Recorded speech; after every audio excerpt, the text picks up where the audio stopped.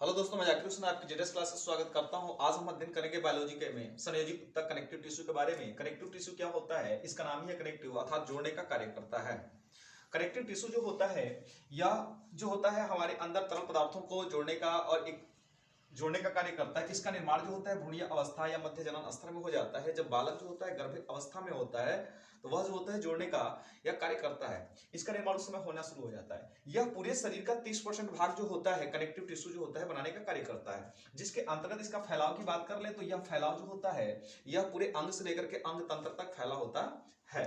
अब बात यह होती है कि इसका कार्य क्या होता है हमारे शरीर के अंतर्गत। तो हमारे शरीर के अंतर्गत इसका कार्य क्या होता है? अंगों को सहारा देना।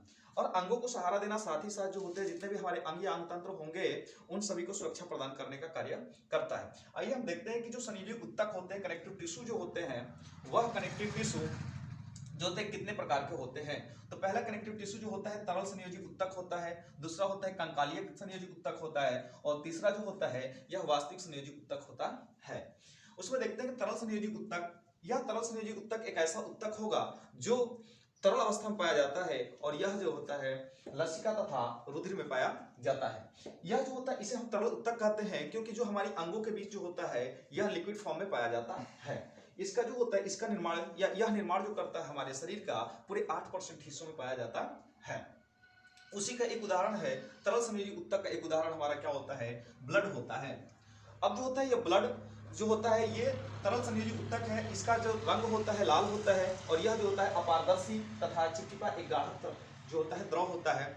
इसकी यदि श्यानता की बात कर ले जो इसकी श्यानता जो होती है 4.7 होती है और इस ब्लड की प्रकृति जो होती है वह प्रकृति जो होती है क्षारीय होती है। अर्थात इसको चखने के बाद जो होता है यह थोड़ा जो होता है नमकीन जैसा लगता है। दूसरी बात होती है कि इसकी पीएच वैल्यू जो होती है वह 7.4 होती है। नेक्स्ट बात आती है कि ये शरीर का संपूर्ण जो शरीर का हिस्सा होता है यह 7 से 8% जो होता है बनाने का कार्य करता है। यदि किसी इंसान की वजन जो है, यदि मान लीजिए कोई इंसान जो है 70 केजी या 100 केजी का है तो उसमें जो ब्लड पाई जाएगी वह 7 से 8 लीटर पाई जाएगी। जबकि एक स्वस्थ मनुष्य के अंतर्गत जो होती ब्लड होती है वह 5 से 6 लीटर माना जाता है। ये 5 से 6 लीटर जो होती है एक स्वस्थ मनुष्य के शरीर में जो होती है ब्लड पाई जाती है होता है। अब देखिए ये क्या होता है, ब्लड का जो तरल हिस्सा होता है उसको हम प्लाज्मा के नाम से जानते हैं। अब यह प्लाज्मा जो होती है यह प्लाज्मा हमारे रुधिर के अंतर्गत जो होती है ब्लड के अंतर्गत जो होती है तैरने का कार्य करती है, अर्थात ये तैरती रहती है ब्लड के अंतर्गत। अब आते हैं देखते हैं ब्लड जो होता है रुधिर तो होता है, रुधिर के अंतर्गत देख लेते हैं। तो रुधिर जो होती है इसके दो पार्ट होते हैं, दो भागों से मिलकर बना होता है। एक हिस्सा जो होता है इसका प्लाज्मा कहलाता है और दूसरा हिस्सा जो होता है रुधिर कणिका कहलाती है।